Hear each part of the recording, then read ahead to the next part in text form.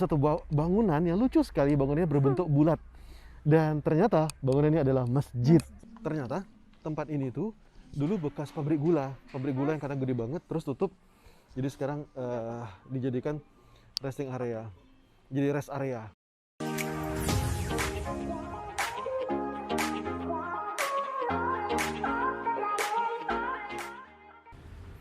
Nah, ini dia tempat sarapannya. Ayam kremes Mbak Ani Aryas. Ini ada di GoFood. Walaupun sesama ayam kremes, sesama pecel lele, tapi nggak tahu kenapa enak loh. Kremesnya enak banget. Dan dia cuma pagi sampai siang doang. Kalau malam gantian sama nasi goreng Pak Bejo ini. Kita lihat.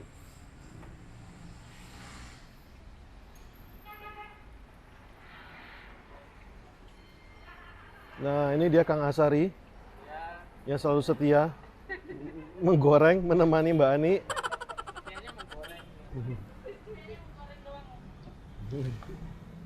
Ini dia Mbak Ani. Ini wanita yang sudah bertahun-tahun berjualan makanan dan rasanya mantap. Hai, good morning para dreamers. Bagaimana kabar Anda? Hendrik Ronald di sini. Hari ini kita mau melakukan satu buah perjalanan. Perjalanan ini adalah kelanjutan dari perjalanan kita yang sebelumnya. Kalau Anda sudah nonton video saya yang sebelumnya, kalau belum, nih ada di atas saya linknya ya. Itu video perjuangan bisnis. Bagaimana memindahkan laundry kita, ya. Laundry kita yang tadinya sudah berjalan, tapi karena COVID, karena murid-muridnya tidak ada, terpaksa harus kita pindahin. Jadi sekarang kita mau memindahkannya ke lokasi perumahan. Nah, ini kita mau jalan, oke? Dan saya senang ketika bisa berbagi ini karena saya tahu bahwa mungkin mimpi dari begitu banyak orang adalah bagaimana caranya mempunyai financial freedom, dan saya yakin mungkin ini adalah salah satu mimpi Anda juga, bagaimana caranya punya financial freedom, mempunyai time freedom, bisa jalan-jalan kemana-mana. Banyak orang juga yang nanya gitu ya, kenapa kok Pak Ronald sama Bu Reni ini bisa dengan enak seringkali jalan-jalan gitu loh. Karena kita emang ngotot untuk membangun passive income kita. Bagi saya gitu ya, ketenangan hati saya bukan didapat ketika misalnya saya mendapatkan pekerjaan yang bagus gitu ya. Tapi karena bagi saya pribadi gitu ya, dulu ketika saya masih bekerja, nasib pekerjaan saya sangat bergantung sama mood bos saya gitu ya. Dan saya nggak bisa pergi kapan-kapan sesukanya gitu. Saya cuma, kalau saya mau jalan-jalan cuma bisa off seminggu sekali, dan itu pun off sudah sangat diatur sekali. Misalnya dulu saya off-nya misalnya hari Kamis gitu ya, nggak enak banget. Oh, hari Kamis benar-benar cuma untuk istirahat doang, mau jalan-jalan ya cuma sesekali doang gitu ya, mau keluar kota, mau kemana-mana, misalnya mau ke Sukabumi, mau kemana-mana ya nggak bisa. Misalnya mau jalan-jalan keluar kota ya nggak bisa, ya kerja saya dulu ya harus motret, Jumat, Sabtu, Minggu ya motret, Senin sampai Rabu ya motret gitu ya. Nah, itulah makanya kenapa sekarang saya senang sekali ketika saya bisa mendapatkan passive income, dan kami sangat vigorous sekali untuk membangun passive income ini. Kami sangat ingin membangun passive income sehingga kami bisa terus bisa mendapatkan income pada saat keadaan tidak enak ya, terutama pada saat COVID seperti ini. Mungkin Anda juga ngerasain bahwa loh kok gaji dipotong gitu loh. Karena beberapa teman saya ngomong bahwa Pak, mohon maaf bisa enggak ya kami jual saham kami karena gaji kami mendapat pemotongan. Ada teman-teman saya beberapa orang yang juga income-nya berkurang gitu ya, sehingga mereka mau menjual saham mereka gitu. Dan terus terang saya sedih ngelihatnya ya gitu ya. Saya ikut prihatin. Saya pengen bagaimana caranya supaya Anda juga penonton ini, Anda juga bisa mendapatkan passive income. Itu makanya saya share proses di mana kita membuat bisnis, membuat perjalanan bisnis ini, di mana kita bersusah-susah, panas-panas, capek-capek gitu ya. Dan hari ini kita juga mau jalan ke Semarang, nyetir sendiri sekitar 6 jam. Tapi kita akan menjalani itu no matter what karena passive income masih jalan. Dan pelan-pelan hasil dari passive income ini kita gulung, kita membangun passive income berikutnya. Digulung lagi, kalau ada hasilnya lagi, ditabung, digulung untuk bangun passive income berikutnya. Sehingga makin lama passive income-nya makin lama makin besar, dan makin besar. Sekarang mungkin passive income saya cukup misalnya untuk pergi jalan-jalan, pergi ke Sentul, pergi ke Anyer, atau pergi ke Jogja, pergi ke Semarang, ke Bali gitu ya. Tapi saya juga pengen nanti passive income saya juga cukup untuk bisa pergi jalan-jalan ke luar negeri, untuk bisa pergi ke Jepang misalnya, Atau salah satu cita-cita saya pergi ke Quebec City di Kanada. Wah, saya pengen banget, kota cantik banget. Dan saya yakin juga Anda juga mempunyai dream yang sama. Anda juga pengen bagaimana caranya supaya Anda juga bisa jalan-jalan kemana-mana. Dan saya doakan itu juga bisa terkabul. Maka nontonlah video ini. Semoga insight-insight yang Anda dapatkan dari video ini, semangatnya, inspirasinya bisa nular buat Anda. Oke? Semoga bermanfaat. Hai, ini kami lagi di jalan. Tadi lagi menuju ke Semarang terus tengah jalan gitu ya. Bu Reni cerita gitu tentang telur asin Brebes. Beliau dulu pernah dikasih telur asin di Brebes. Legendaris, katanya enak banget. Jadi so, kita mampir ya. Saya iseng ingin, mau singgah ke Brebes nggak? Dia bilang, langsung boleh deh. Ya udah, terus kami putar balik lagi ke arah Jakarta dan melipir di sini ternyata ada referensi gitu ya. Jadi tadinya tuh telur asin itu kan memang saya pikir mesti ke kota Brebesnya gitu ya. Saya udah nanya-nanya dengan teman baik gitu ya. Ini lewat mana? Ada lewat jembatan, ada lewat kantor kabupaten. Tapi ternyata good newsnya adalah kita bisa dapatkan telur asin yang enak di rest area sini. Wah, alhamdulillah. Rest areanya keren loh, epic loh. Ya, ini unik, artistik, berbeda dengan rest area pada umumnya. Coba mungkin bisa dilihat ini. Yuk kita lihat, yuk. Nah, Anda lihat ya, nih gedung gede-gede begini. Lucu kan ya gedungnya ya? Sebenarnya ini hemat banget ya, karena gedungnya alami ya, nggak diapa-apain, tapi malah jadi artistik gitu. Nah, sekarang kita bakal hunting telur asinnya. Kata Bu Reni enak, berminyak, nggak asin. Asin, jadi bisa kadang tuh dulu dimakan begitu saja tanpa nasi si telur asin ini. Jadi dibuka pakai sendok langsung aja dimakan kayak kita makan snack gitu loh. Dan ternyata telur asin yang enak tuh yang tidak terlalu asin. Jadi kalau tanya, ini telur asin? Iya, tapi kok enggak asin? Iya, tapi ini telur asin gitu. Lucu kan ya? Tapi begitulah, kita coba lihat. Ya. Nah, ini ada aneka telur asin. Di sini telur asin Rama ya. Telur asin Pangon. Masir berminyak. Telur asin Pangon itu artinya dari bebek yang memang dipelihara gitu, bukan bebek liar. Sampai dia bilang berminyak. Jadi yang Bu Reni bilang telur asin berminyak tuh memang itu emang selling point ya ternyata. Wah, seru. Ini ada sate kambing muda. Sate kambing Brebes. Wah, luar biasa. Saya baru tahu. Sana juga ada yang jual telur asin ini juga. Jadi banyak ya macam-macam. Sate kambing muda.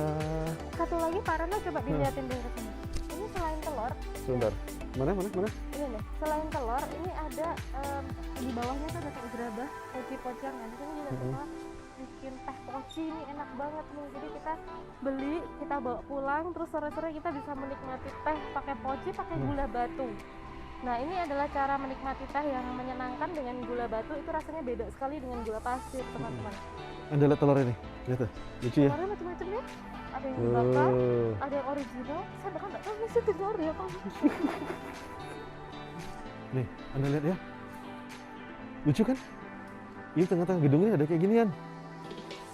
Saya nggak tahu nih apaan ini. Nih, apaan coba ini? Ada lubang-lubang klasik begini. Ini kayak sengaja dibiarkan ini. Ini mungkin bangunan asli yang dibiarkan. Nah, itu hias gede banget tuh. Itu hias, Mbak. Oke, sebentar. Nah, terus terang saya makin masuk makin bingung karena di sini ada banyak sekali produsen telur asin dari yang namanya Rama, Romlah, Rosit, apa itu. Dan tadi saya dikasih satu referensi, kita mau nyobain yang namanya Yes. Nah, tempatnya ada di sana ternyata di ujung. Yuk. Nah, ini udah sampai di depan Yes. Yes aja Kelalen namanya. Oke, ini kita sudah sampai di depan kedai Yes. Di sini ada tagline namanya Aja Kelalen, artinya jangan sampai kelupaan. Yuk. Oh, artinya jangan sampai kelupaan? Iya, Aja Kelalen gitu ngomongnya pakai. Ojo Kelalen gitu. Halo, Mbak. Mau nyari telur? Banyak telur? Oh, ini contohnya nih. Ini telurnya ada berapa macam nih di sini? Oh, yang nah ternyata tadi nanyain telur yang pindang sama bakarnya habis, sayang sekali. Tapi nggak apa-apa, ini masih ada yang original ya, memang bus ya. Ini, itu yang berminyak gitu ya? Ini dalamnya berminyak, Kak? Ada Oh. testernya. Mau dong, mau dong. Mari kita lihat. Saya mau jadi korban yang nyobain tester. Biar saya berkorban aja. Pak Ronald pegang kamera aja, oke? Ada banyak jajanan yang lain. Lihatin. Wah. Oh, thank you. Jadi ya nggak cuman es krim atau gelato yang kita bisa nyobain juga pakai sticknya. Ternyata di kedai telur asin Brebes ini kita bisa ngeliat. Nah, ini teman-teman kalau ngeliat teksturnya, telur putihnya nih padat gini, dan ini telur kuningnya. Nih, ini tuh rasanya enak banget. Sebentar ya, saya sampai lupa lepas masker. Saya cobain dulu ya. Gimana? Bentar. Bismillahirrahmanirrahim. Nggak asin, ada rasa-rasa apa sih namanya nih? Ini kalau bahasa Jawanya masir ya. Masir itu apa sih bahasa Indonesia? Saya juga Berminyak. bukan berminyak. Jadi kayak ada kayak pasir-pasirnya gitu loh. Dan masir ya namanya. Dan ini enak nih, coba dilihatin di tengahnya nih. Begini. Ini bikin nggak bisa berhenti, susah berhenti dan nggak perlu nasi, ini udah enak banget. Rindu saya terobati. Saya mau beli. Satunya berapa? Satu kotak. Isi 10 kan? Berarti kalau isi 8, 5, 6 berarti 7.000 sama. Ini satunya 7.000 teman-teman. Kalau yang pindang sama bakar harganya sama beda? Berapa harga yang pindang? Oh, pindang lebih murah. Kalau bakar? 36.000 isi 6. Berarti 6.000. Berarti ini yang paling mahal sebenarnya. Kok oke. Kalau di sana lebih murah. Tapi kita cobain aja ya, apa yang ada kita beli ya.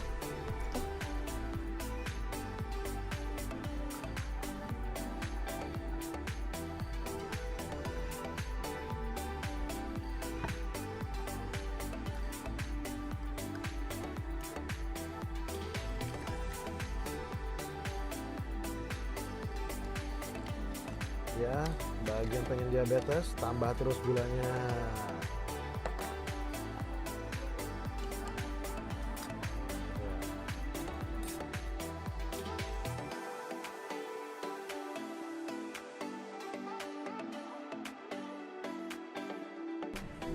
Nah, Santai. ini kita mau makan. Tentu saja favorit saya yang pertama adalah tumis Ini kangkung. makanan sudah nasional ya. Deketin dong, Kelihatan kan? deketin dong. Rasanya sih tidak ada yang berbeda ya, tampilannya sama. Mudah-mudahan rasanya enak di sini. Iya. Terus yang kedua yang saya pengen coba Nah, adalah saya angkatin ya. garang asem. Nah, garang asam ayam ini menu yang seger ya. Jadi dia panas, langsung dimasak tadi dan ada cabenya, asam-asam manis gitu. Jadi seger lah pokoknya nih ya. Enak. Menu ketiga, ini favoritnya Bu Reni di zaman dulu adalah Sate kambing muda. Jadi teman-teman Tegal dan Brebes ini terkenal banget sama sate kambing muda. Sebenarnya saya sudah retire makan beginian, tapi ya perkecualian lah ya. Kita kapan lagi mampir di Brebes dan tidak makan ini mungkin sudah belasan tahun, bahkan mungkin sudah dihitungan nggak tahu ya, 20 tahun ada kali ya saya nggak makan di Brebes sate. Ini tebakan kambing saya muda. nih paling-paling dimakan 2-3 tusuk juga habis sudah selesai. Jadi kita lihat ya. A few moments later. Bu Reni, bagaimana makan siang hari ini? Saya udah lama banget nggak sebahagia ini. Kayak jiwa liar saya dalam memakan muncul siang ini. Dan ini adalah tusukan sate ketiga yang saya makan. Masih ada 2 lagi. Saya salah perkiraan, ternyata beliau ekstasi ketemu sama sate kambing. Terus ini ya saya udah lama banget nggak minum teh ada bergula gitu kan. Biasanya teh tawar aja. Tapi rasanya memang beda. Tehnya sendiri itu sudah sedap banget. Udah gitu panas. Terus ini dikasih gula batu. Kental, manis, ya Tuhan, saya menyebutnya dosa termanis yang ini. Jadi rasanya langsung kayak melambung gitu ya, ini surga dunia. Tapi nggak boleh sering-sering ya, kita sesekali boleh lah menikmatinya. Tadinya saya mau makan aja. Tapi begitu saya cobain garang asemnya, langsung luar biasa loh. Cobain ya. Ini kuahnya sadis loh. Begitu dimakan langsung tong. Cabenya nggak kira-kira tuh. Lihat cabenya nih. Cabenya. Ininya. Mantap, langsung nendang.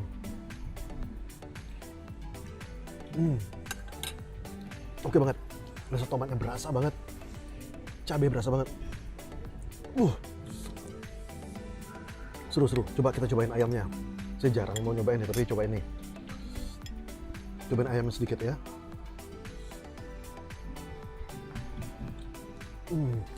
Ayam juga enak, lembut dan meresap sampai ke dalam.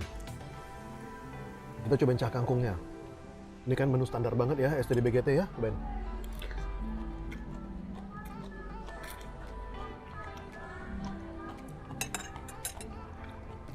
Masak kangkung juga enak, seger. Enak. Jadi kangkung nggak terlalu banyak, dia masaknya masih bagus, masih seger gitu. Dan wah, cita rasanya tuh langsung nggak malu-malu, sama sekali nggak malu-malu. Kalau makanan di Semarang kan rasanya kadang-kadang menurut saya pribadi gitu ya, tanggung gitu ya. Tapi ini sama sekali nggak malu-malu, nendang dong gitu ya. Brebes jos ya. Nah, jos yang ini. Loh ini nyoba Ini cobain. daging juga nih. Ini sate kambing muda. Saya pengen nyobain rasanya gimana. Coba sebentar saya belum dulu. Wah, ini biar jelas. Ini saya kasih 3 nih. Nih, kalau satu kan nggak jelas di kamera. Oke. Wah, Selamat berkambing ria. cobain satu.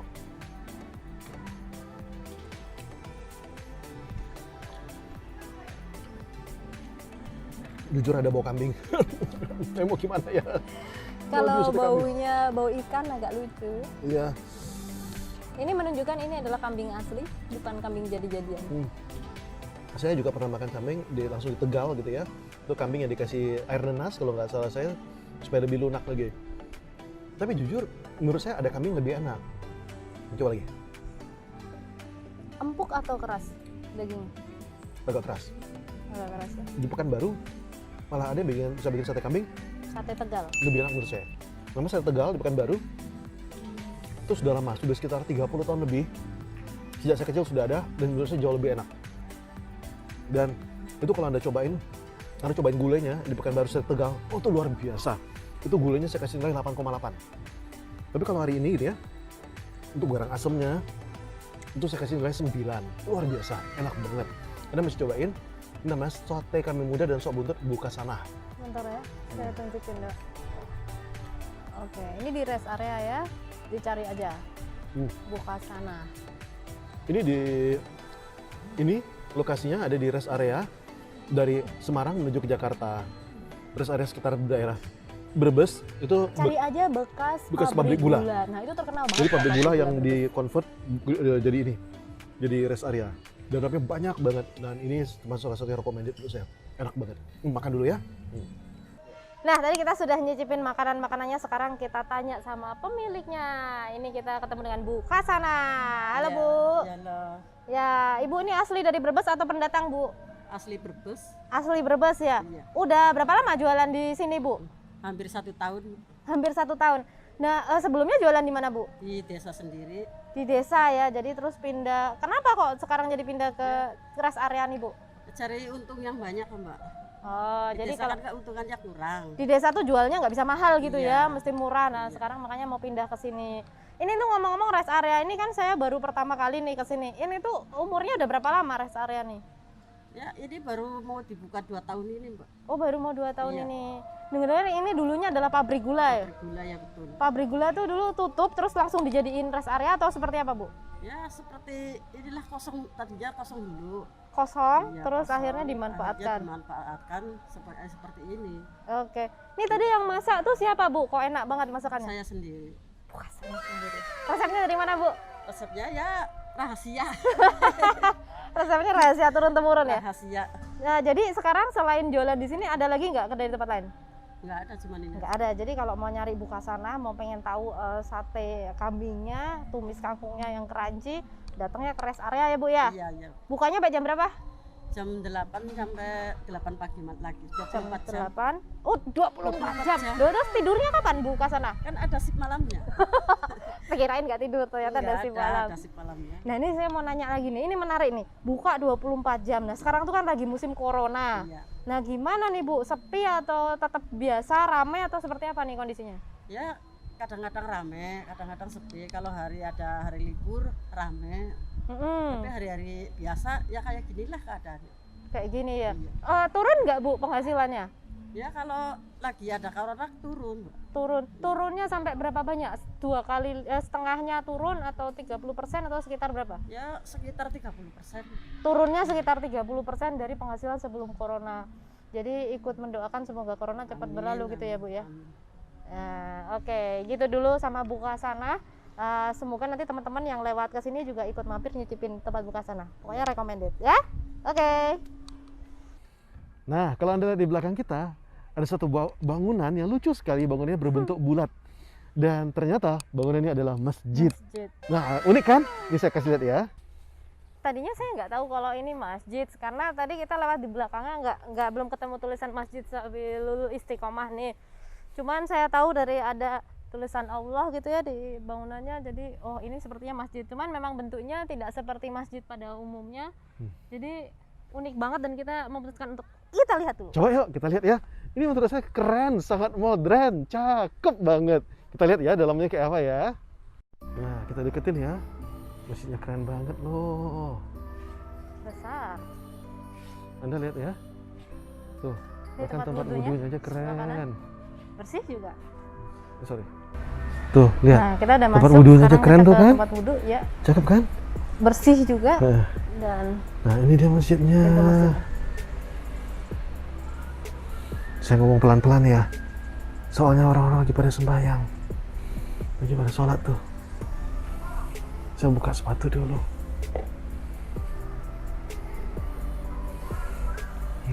Izin ya. Nah, ini dia masjidnya. Ini atasnya. Ini dia. Bentuknya bulat begini. Supaya orang bisa jaga jarak, masing-masingnya dikasih lakban. Ini untuk physical distancing ya, jaga jaraknya. Keren ya, ya bagus banget.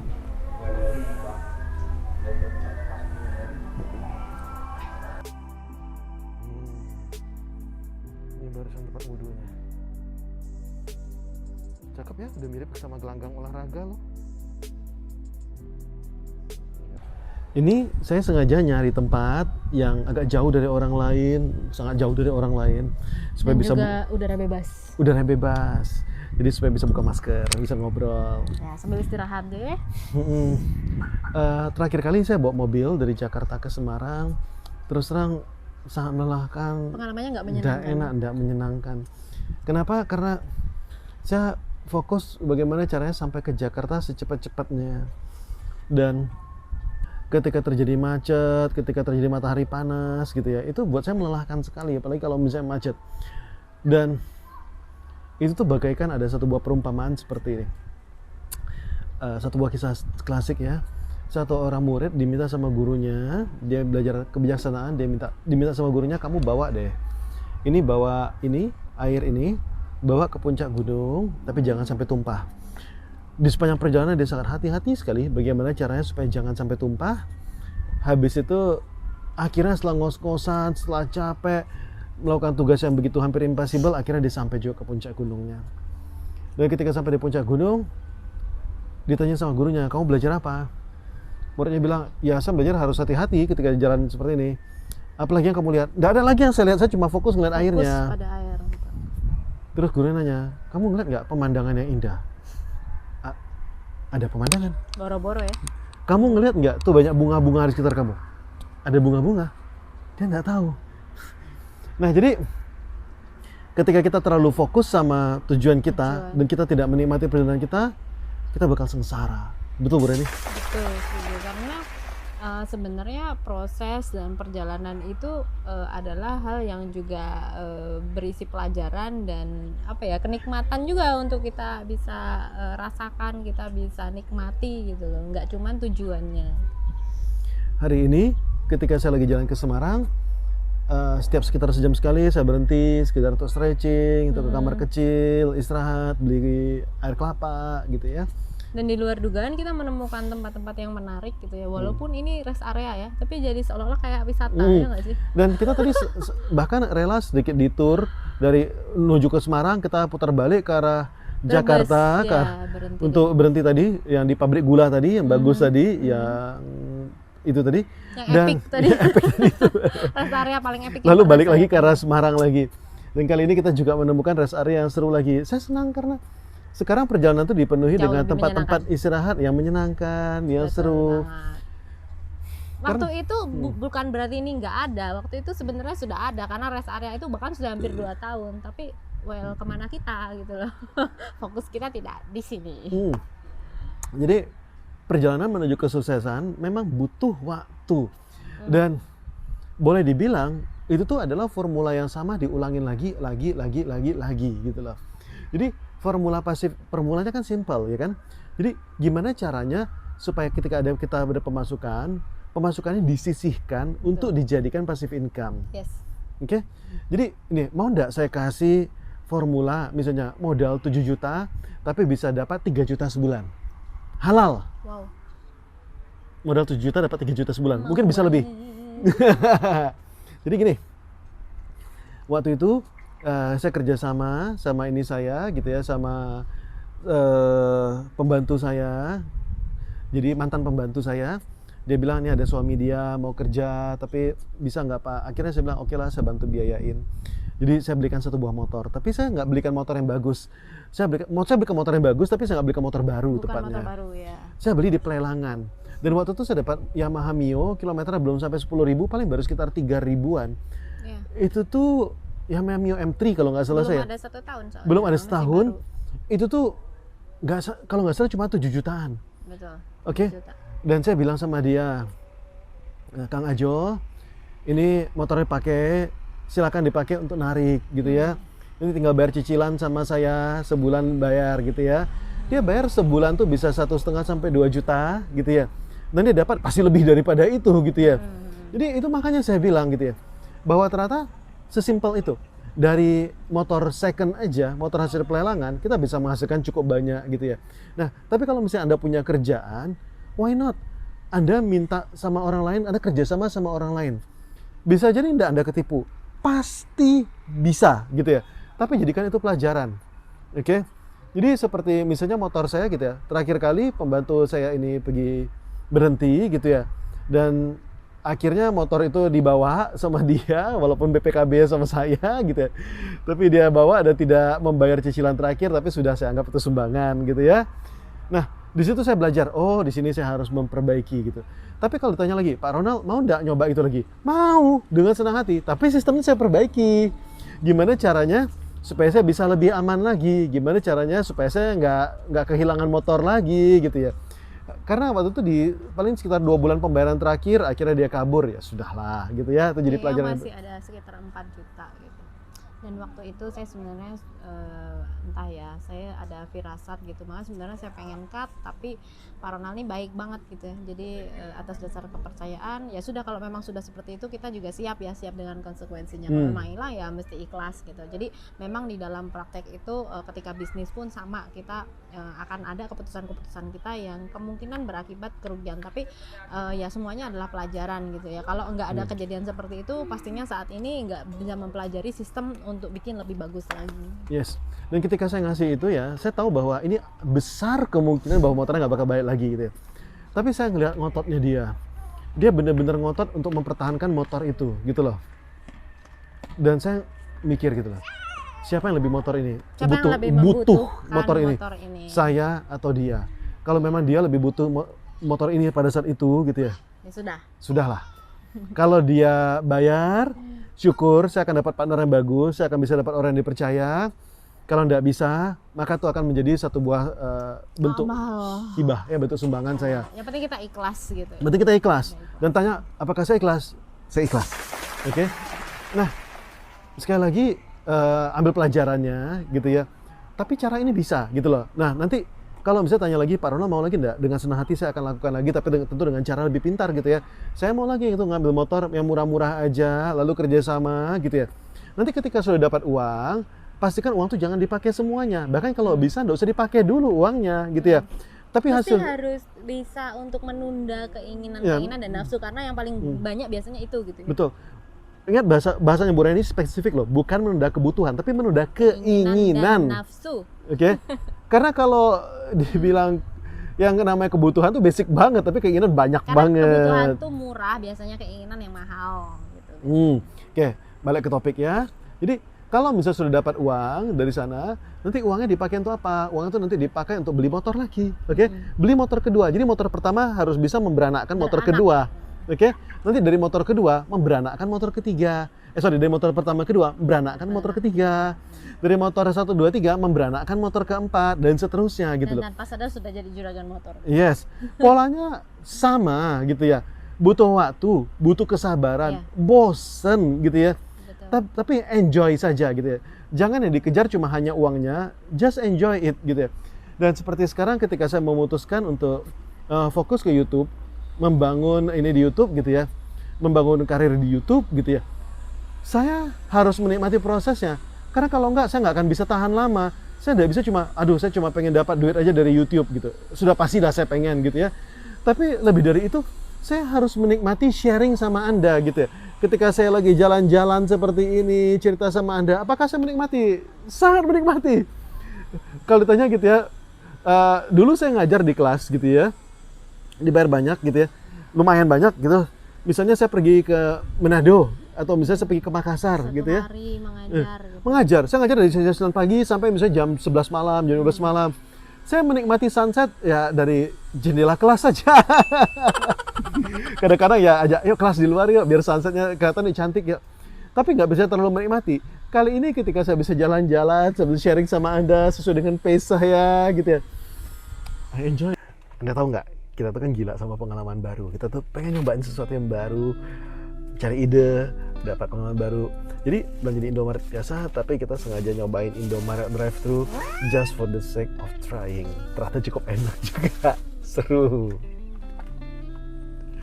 Oke, dan ini adalah hasil belanjaan kita. Ternyata buahnya seger loh, walaupun di tempat di tengah-tengah rest area seperti ini dan Indomaret drive-thru. Lihat deh buah naganya, pepayanya juga menggoda. Jadi kita senang sekali dapat snack yang sehat sore ini. Akhirnya sampai juga jam 10 pagi dari Jakarta. Habis itu sampai di sini jam setengah 7 malam. Kalau dihitung tadi sekitar jam 6 sampainya, 10 sampai jam 18, 8 jam. Lama juga ya. Mungkin karena kebanyakan duduk makan, bikin video dan lain-lain. Tapi nggak apa-apa, kali ini sangat enjoy di perjalanannya. Dan thank you sudah nonton video hari ini. Besok kita ketemu lagi. Semoga video besok ini seru dan lebih membawa manfaat. Thank you, dadah. Nah, ini pas giliran kita, pas lagi ngantri, nunggu. Tapi keretanya belum naik, jadi kita nunggu dulu. Luar biasa ya, idenya Dusun Semilir ya.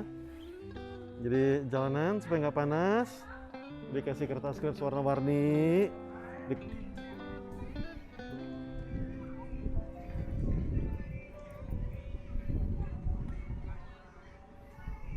Tied it to her kitchen chair, and she broke your thumb and she cut your hair, and from your lips